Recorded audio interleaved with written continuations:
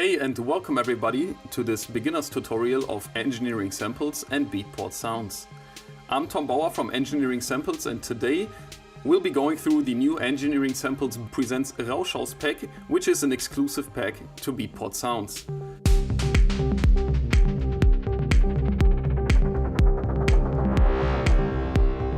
In this first pack, we worked together with a German DJ and producer who has several releases on, for example, Ein Musiker, Traumschallplatten and even Stereoki.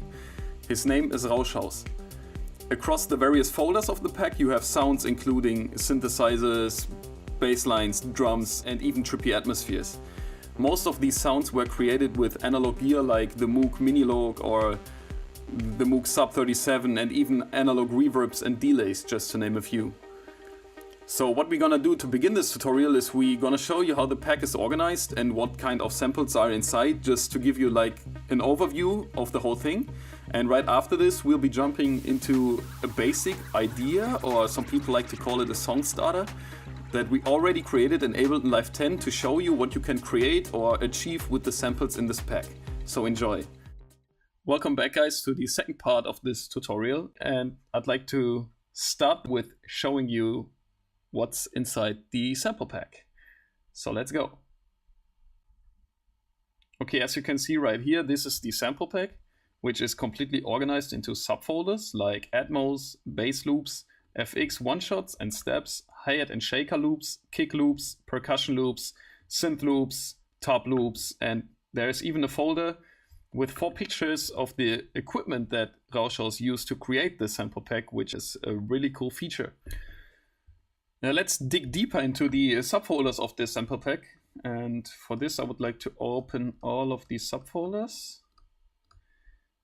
Starting with the Atmos subfolder, you can see 15 samples inside the Atmos folder, which are atmospheres, pads and ambiances, all that you need to create, for example, tension or a background for your track, or even to create intros and stuff like that.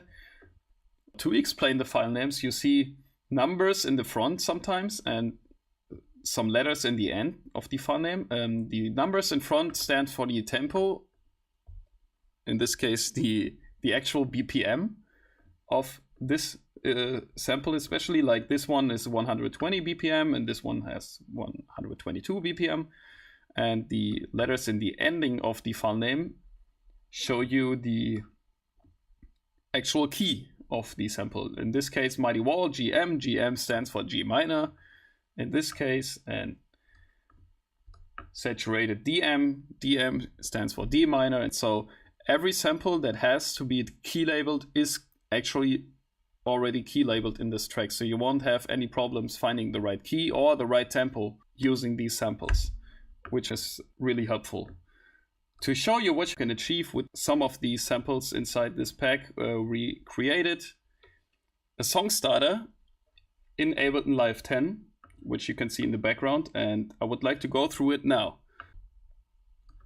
Okay, what you see right here, this is Ableton Live 10, and we already created a basic idea by using only the samples out of the sample pack.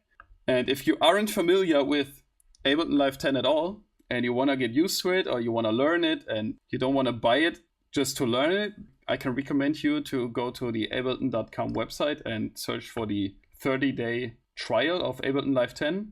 And you just have to select your system and you can download it and just try it for free. And this is really cool because a lot of DAWs are very expensive to many people. And if you want to just try a DAW out and just go for it, and you don't want to spend money, so I think this is a really good option for you to try it out.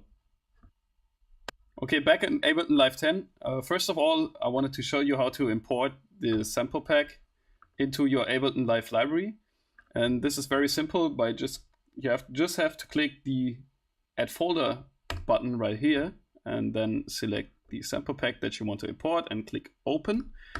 And you can click on the sample pack then, and you will have direct access to the subfolders, and you can open the subfolders, click on the samples, listen to them, drag and drop them into your into your arrangement, and this is very handy in my opinion, because you don't have to always put up the folder and search for the kick and drag the kick inside. So you just can do it on the scratch in Ableton Live 10, which is really cool. Okay, coming back to the basic idea that we already created with these samples of the pack, I would like to play it for you as a whole, and after that I would like to go through every step that we made, how we manipulated samples, how we created effects, or how we wrote automations and all that stuff. So let's play that and we'll talk after that.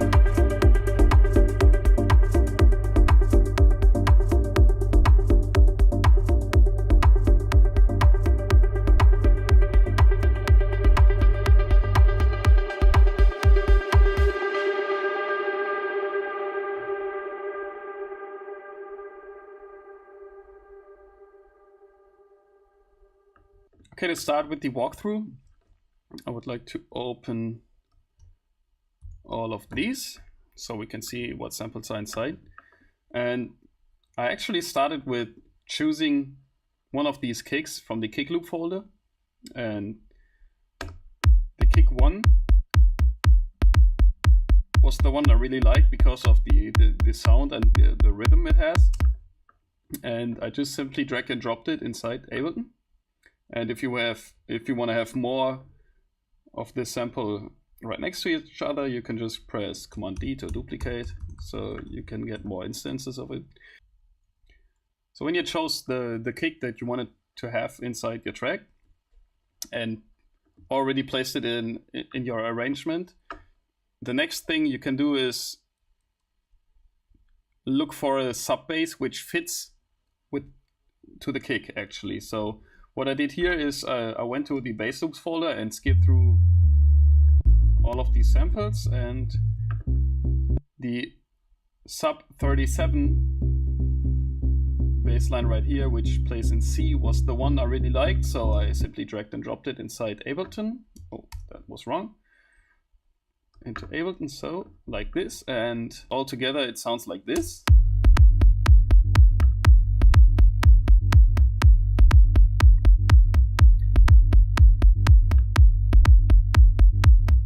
As you can see right down here in the sample edit view, I transposed it 5 semitones down because the sample itself is in C and I wanted to create a basic song idea in G minor.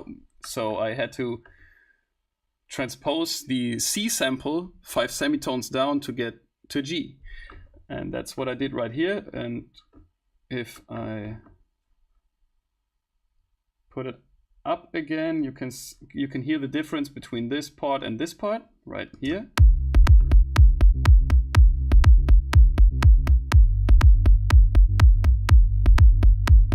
So this one is G and this one is in C. So I'll put it back in G again. And what I did, when you double click this section right here, you get the processing, I like to call it processing view, where you can put all the effects inside, and I made a bit of EQing. This is what it sounds like without EQ. It's hard to hear the difference for you, I think. But actually I got rid of some high frequencies and the very low frequencies, which make the low end muddy when you combine it with the kick. After that, I added a compressor to not to compress the sub bass itself, just to create a sidechain with the kick. So what you want to do is press the sidechain button and select the audio that you want to get the trigger from.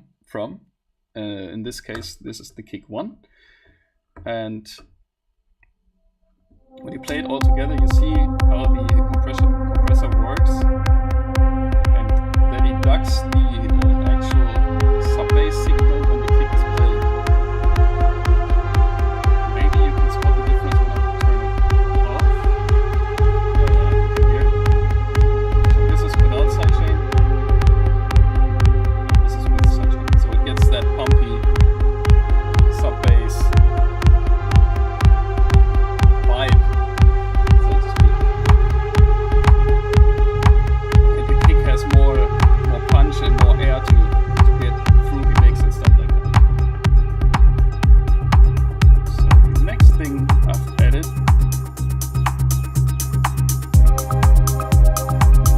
are the hi-hats. And what I did right here, I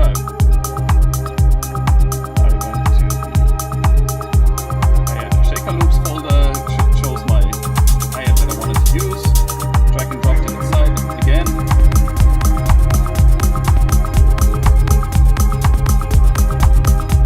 To give your drum loop a bit more groove and variation, in this case I added the hi-hat for swing,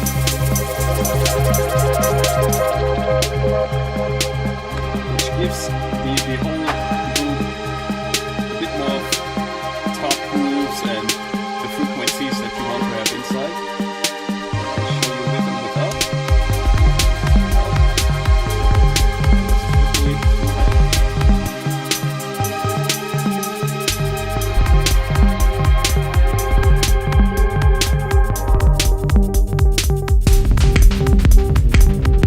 So as I already mentioned before,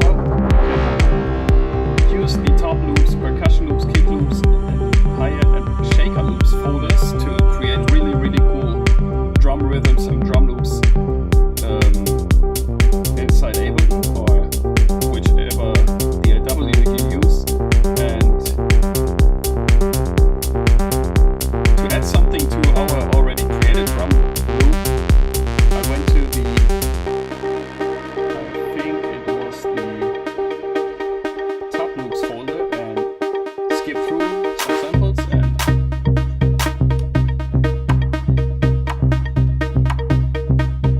I really, really like the little mix-up routine. So I drag and drop it inside and add it into our drum loop.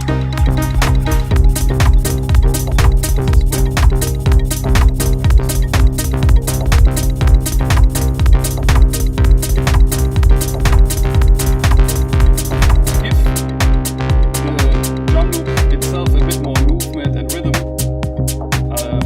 I always like to add some shakers. I went to the percussion folder, skipped through the samples, and I thought the shaker 3 was the one that fits very well here, so I added it also. This is with, this is without.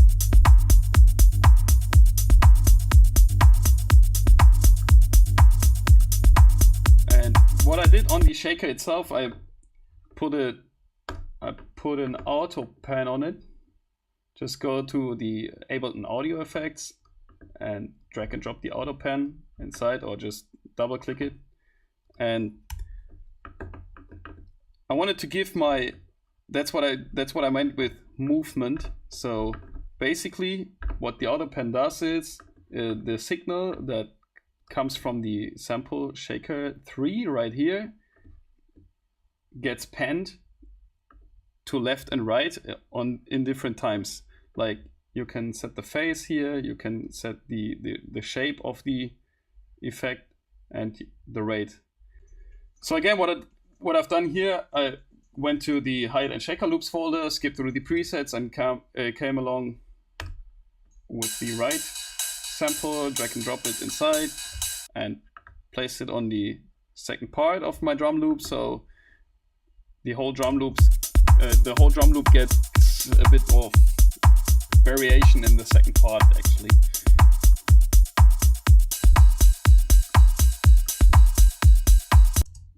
Okay, that's it for the drums and sub bass. Okay, next thing I like to go through is the intro section right here.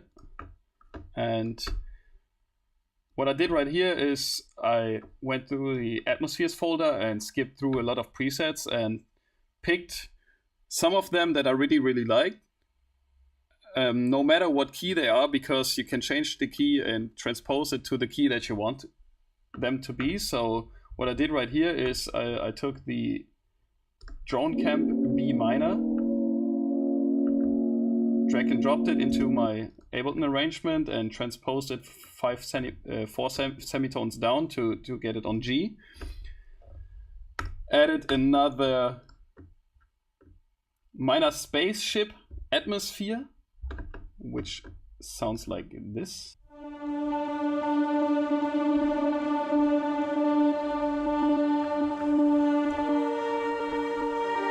And in combination they sound like this. Same for the spaceship sample, which is in F minor. I transposed it 2 semitones up to get it on G.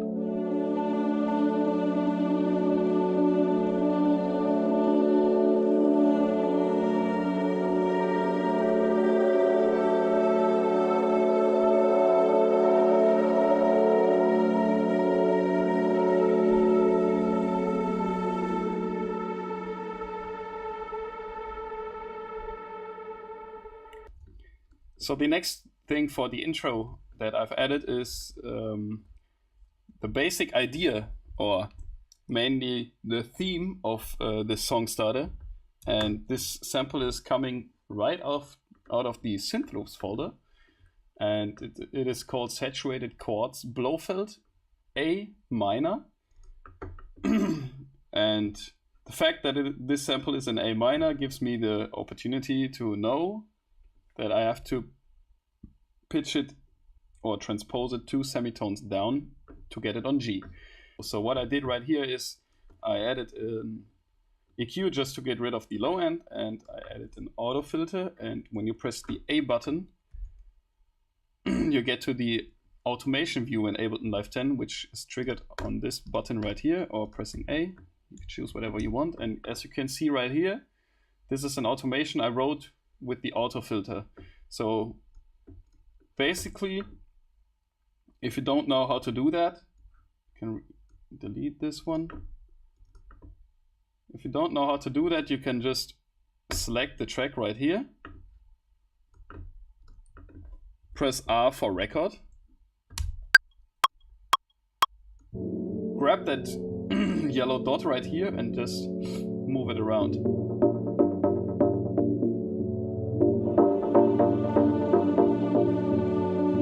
So you can just create your own automations. And after that you can, let me zoom inside, you see all those dots inside here, and you can select one of them to edit the already written automation, which is really cool in this case. So I need one which is coming up until the end of the intro, something like this.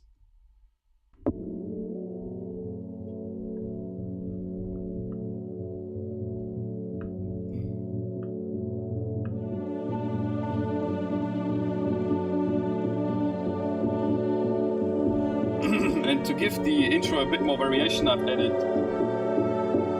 another sample from the Atmos folder called Warmer, which is coming right now. That brass sound, I really like that.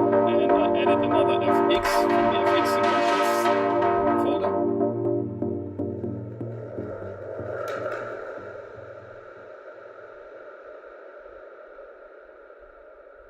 And to give it a bit of rhythm in front, like in the end of the intro, I've added another another shaker right here.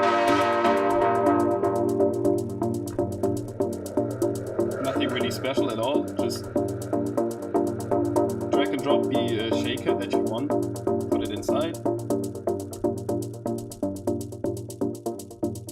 And what I did right here is I went to the Atmospheres folder and I really liked the Psychotrain reverse sample, which sounds like this.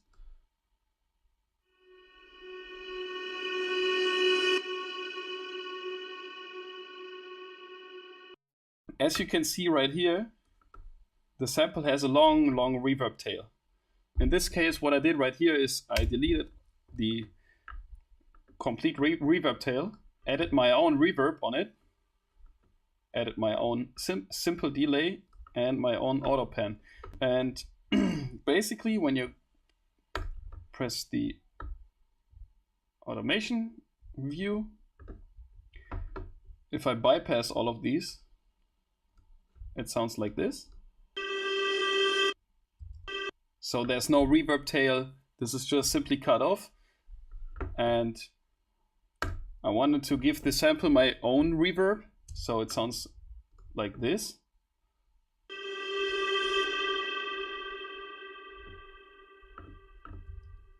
Sometimes it's cool to add a simple delay, which sounds like this altogether. If you don't want the delay to be present all the time, you can automate it as well. That's what I did right here. You can simply just select this track and press record and draw your own automations like this. In this case, I end up writing an automation where the simple delay's feedback is only coming in the end of the sample. Like right now it's opened, and then you can turn it back off again.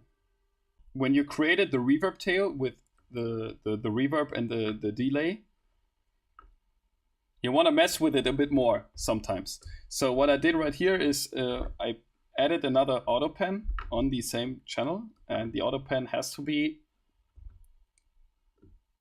after the reverb and the delay in the processing. And I made an automation, which is this one right here, where the auto pan amount is going up at the end of the sample, which means that the reverb tail that I already created gets a bit more left and right movement.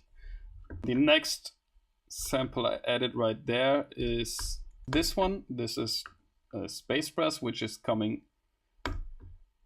out of the Atmospheres folder as well. And the original sample itself is in A, so I had to transpose it 2 semitones down to fit with G. And together with the first effect that we already created, it sounds like this.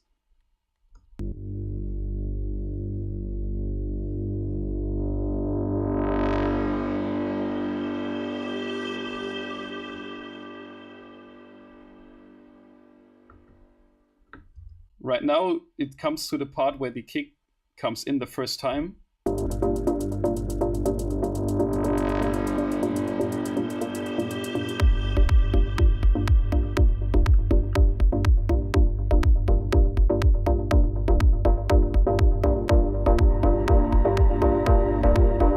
this one is a sample out of the Atmospheres folder called Mighty Wall, which is already in GM, but in this case transposed it 24 semitones down to let it sound like this.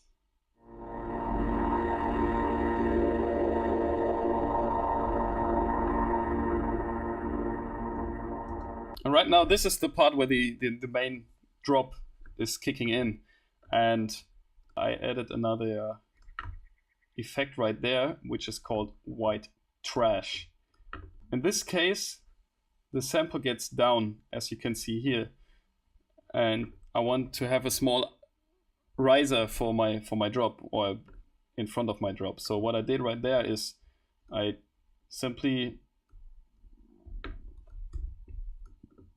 took this part of the sample right here and just reversed it and placed it right there.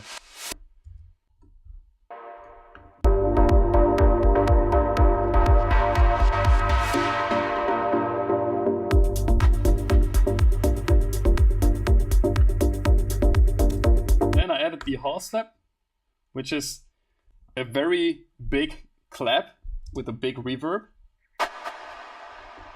And same here, I don't want to have the reverb tail of this one, so I only drag and dropped it inside and got rid of the reverb tail, and I wrote some automations with the new echo. So basically, my idea was to create a real sounding tape delay with this plugin. It sounds like the feedback is going away and then it's coming back again. And this is very important for the rest of the track, which is happening on top, which I'm going to show you now. So on this channel, I added an EQ to get rid of one frequency that I didn't like. Added a small auto filter to make the same effect that we did on this one in the beginning. An echo to give it a delay, and a reverb after this. Of course, I pitched it up 4 semitones to get it on G, because the original sample is in B minor. First of all, I did a reverb automation with the decay time, and I did the same with the echo, with the feedback knob right there. And I made some automations with the auto filter frequency cutoff. So the whole sample without all these automations would sound like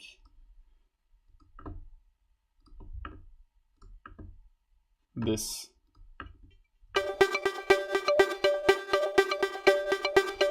The more advanced thing I did right there with this sample is I really like to use this small detune section right here. What I can show you what it does when I... So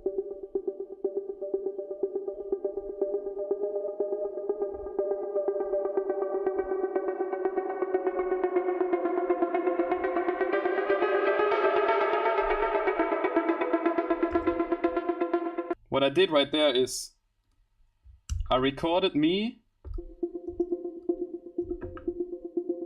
playing around with the detune.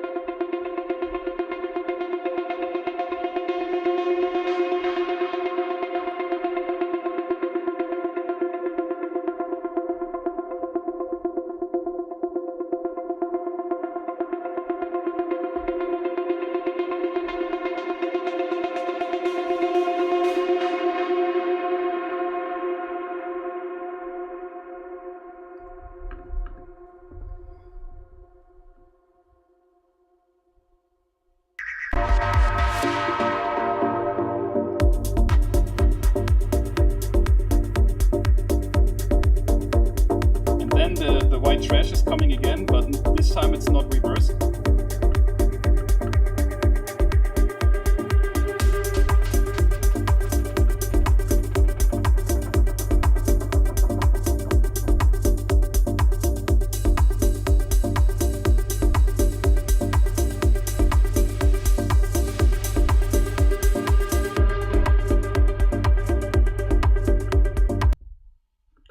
So these two samples right here are like the transition between the drop and the intro, the outro.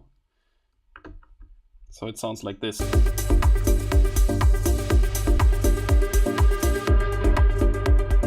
then at this point, reduce the drums.